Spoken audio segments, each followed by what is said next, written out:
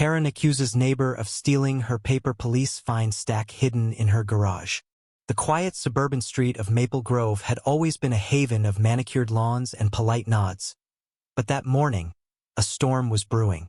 Karen Mitchell, the self-appointed guardian of neighborhood order, stood on her porch, clutching a mug of coffee that had long gone cold.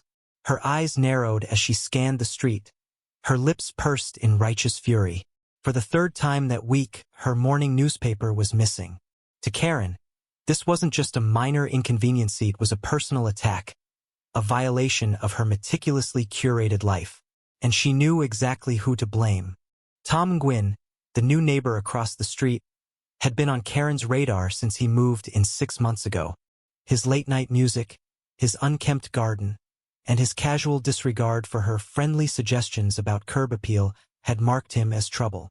"He's the type," Karen muttered to herself, her voice trembling with conviction. "Stealing my paper to mess with me." She didn't have proof, but she didn't need it. Her gut was never wrong. By noon, Karen had escalated her crusade. She marched across the street, her heels clicking with purpose, and pounded on Tom's door. When he answered, bleary-eyed and still in his pajamas, she unleashed a tirade. "You think you can just take what's mine?" she shouted, her voice echoing through the quiet street. "I know it was you, Tom. My paper's gone again, and I'm not letting this slide."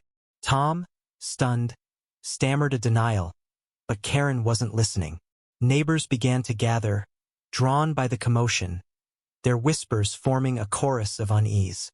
The situation spiraled when Karen called the police, demanding they investigate Tom for theft. Officer Ramirez, a seasoned cop with a knack for defusing drama, arrived to find Karen waving a notepad of evidence, a list of dates her paper had gone missing, all pointing to Tom. "He's been targeting me," she insisted, her voice cracking with emotion. Tom, now standing on his lawn, looked defeated. His shoulders slumped as neighbors cast suspicious glances his way. The air was thick with tension, the kind that made your chest tighten, as if the street itself was holding its breath. But then came the twist. A figure emerged from the crowd, unnoticed until now. Mrs. Delaney, the elderly widow who lived next door to Karen, stepped forward, her frail frame trembling but her voice steady. "I saw something," she said, her words cutting through the chaos. All eyes turned to her. Mrs. Delaney, who rarely spoke to anyone, explained that she'd seen Karen herself collecting newspapers from her porch late at night, stuffing them into her garage.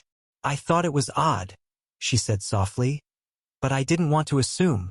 The crowd gasped, and Karen's face drained of color. Officer Ramirez, sensing the shift, asked to check Karen's garage. Karen stammered, her confidence crumbling, but she couldn't refuse without raising more suspicion. The garage door creaked open, revealing a shocking sight.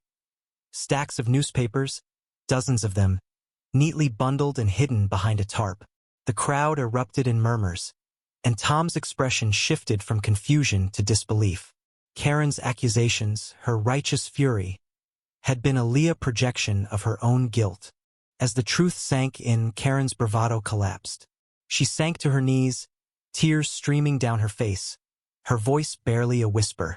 I wanted control," she admitted, her words raw with shame.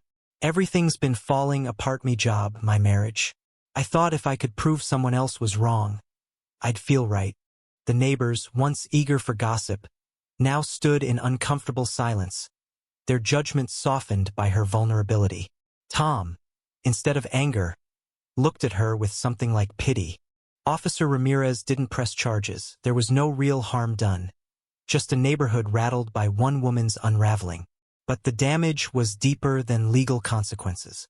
Karen's reputation, her carefully crafted image, lay in ruins.